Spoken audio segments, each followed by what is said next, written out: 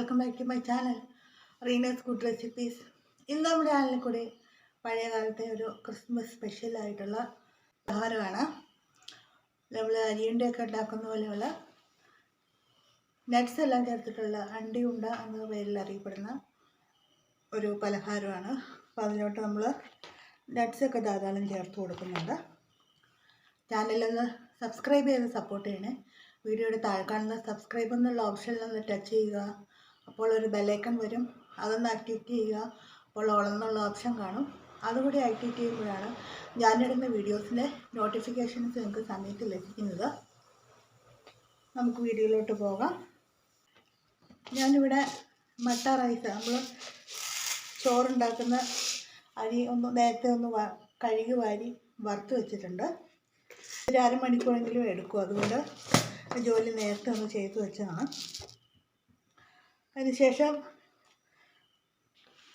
ഇത് 1 കപ്പാണ് എടുത്തിരിക്കുന്നത്. അപ്പോൾ നമുക്ക് ഏകദേശം 1.5 കപ്പോളം വേണം നമ്മൾ ഉപയോഗിക്കുന്ന നട്ട്സ്. അതായത് കശുവണ്ടിയും നിലക്കടലയും കൂടെയാണ് എടുത്തിരിക്കുന്നത്. നമുക്ക് ജസ്റ്റ് ഒന്ന് വറുത്തെടുക്കാം. കാഷ്യൂ നട്ട് തന്നെ എടുക്കുകയാണെങ്കിൽ കുറേ കൂടെ നല്ലൊരു ടേസ്റ്റ് ആയിരിക്കും. നമ്മൾ ഇതിനകത്ത് പിശുക്ക് കൂടാതെ ചേർക്കണം, എന്നാലാണ് അതിൻ്റെ രുചി വരുന്നത്. ഇത് വറുത്ത് തണുത്ത ശേഷം നമുക്കൊന്ന് ചതച്ചെടുക്കണം. നട്ട്സ് മൂക്കുമ്പോഴത്തേക്ക് ഒരു മണമൊക്കെ വരും.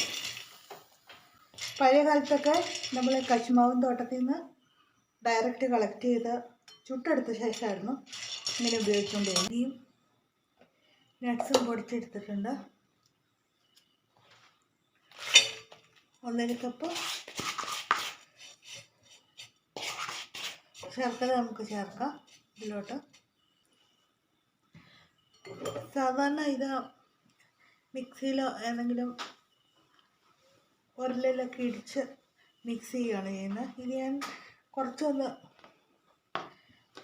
കാലം ഇരിക്കുന്ന രീതിയിലാണ്. പാനി ഒന്ന് ചൂടാക്കി തേങ്ങ ഒന്ന് ചെറുതായിട്ട് ഇതിലൊന്ന് കുക്ക് ചെയ്യാൻ പോവുകയാണ്. പക്ഷേ ഇത് പാനി നൂൽപ്പരുവൊന്നും ആക്കുന്നില്ല. 2 ഏലക്ക ഇതിലോട്ട് പൊടിച്ച് ചേർക്കാം. മുകളിൽ തെളിയുന്ന അഴുക്കൊക്കെ നമുക്കൊന്ന് നോക്കി കൊടുക്കാം.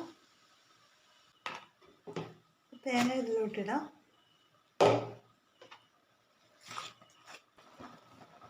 ഇതിലോട്ട് അരി പൊടിച്ചൊന്ന് ചേർക്കുകയാണ്.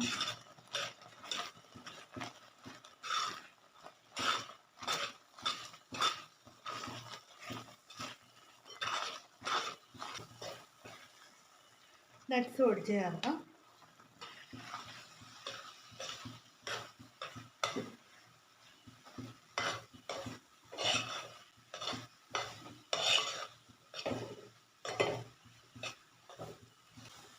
ഓഫ് ചെയ്യാം.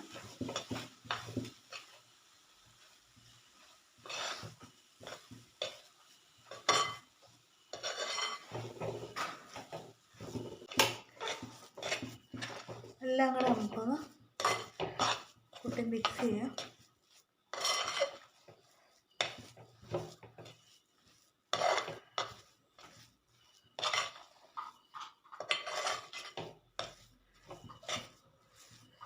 ചെറുതായിട്ടൊന്ന് തണുക്കുമ്പോൾ നമുക്ക് ഷേപ്പ് ചെയ്തെടുക്കാം. 1 കപ്പ് മട്ടയരി കൊണ്ട് നമുക്ക് ഇത്തരം ഉണ്ടകൾ തയ്യാറാക്കി എടുക്കാൻ പറ്റിയിട്ടുണ്ട്.